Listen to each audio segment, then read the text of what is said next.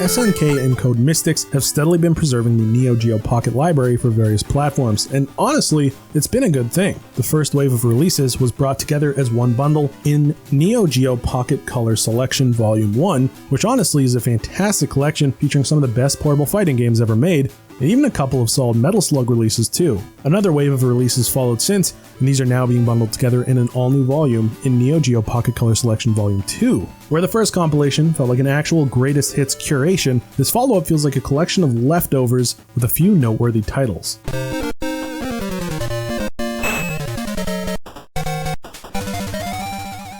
The games are preserved nicely as virtual renditions of boxes, manuals, and even cartridges can be held up. The actual emulation is solid, and there are various filters and display settings to play around with. Of note is the ability to play most titles on different Neo Geo Pocket handhelds, as games can be played on emulated versions of the original monochrome Neo Geo Pocket, the standard Neo Geo Pocket Color, and even the relatively uncommon new Neo Geo Pocket Color. Unfortunately, the latter was a final hardware revision, which didn't do much besides slightly enhancing audio, so it isn't easy to notice the difference in the emulation at least. Some of the games featured in Volume 2 have already been released individually, most notably being SNK vs Capcom Card Fighters Clash, which remains a fun little tabletop experience comparable to Pokemon trading card game on Game Boy Color. This is easily the strongest title in the collection, but it can be bought separately. Biomotor Unitron is included here too. It's not the most compelling RPG by any stretch, but still a fun portable adventure. Surprisingly, the most enjoyable titles featured in this collection are the sports games, with Pocket Tennis being a highlight. It's such a fun and simple game to get into, yet the play mechanics click so smoothly.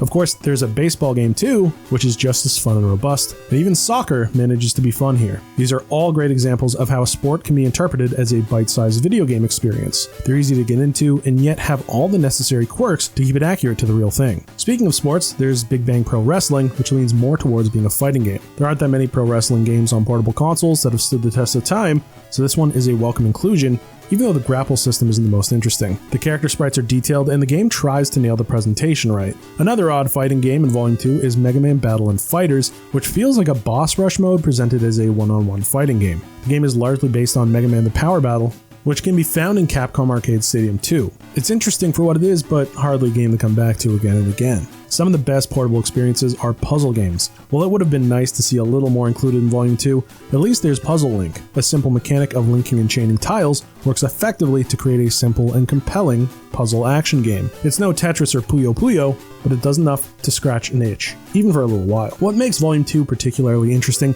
is also the very same reason why this package feels like a missed opportunity. There's a board game based on the King of Fighters and a weird experimental simulation called Ganbare Neo Poke-kun. Unfortunately, both titles are entirely in Japanese here, with only their instruction manuals being crudely translated. There are online walkthroughs that can help, and it's nice to see games like Ganbare Neo preserved, but for most players, these will largely be inaccessible and unplayable experiences. Neo Geo Pocket Color Selection Volume 2 is a collection of leftovers and interesting oddities at best. Baseball and tennis are a lot of fun, but not for the full price of admission. If you're getting into the Neo Geo Pocket library for the first time, then you're better off just enjoying Volume 1 instead. The handheld didn't have a vast library to begin with, so Volume 2 feels like slim pickings. Noisy Pixel is giving Neo Geo Pocket Color Selection Volume 2 a 6 out of 10. Thank you for watching. Please be sure to check out the full review at noisypixel.net. Noisy Pixel is run by a group of gamers who work hard to deliver news, reviews, previews, and more. Please subscribe to keep up with all our future content.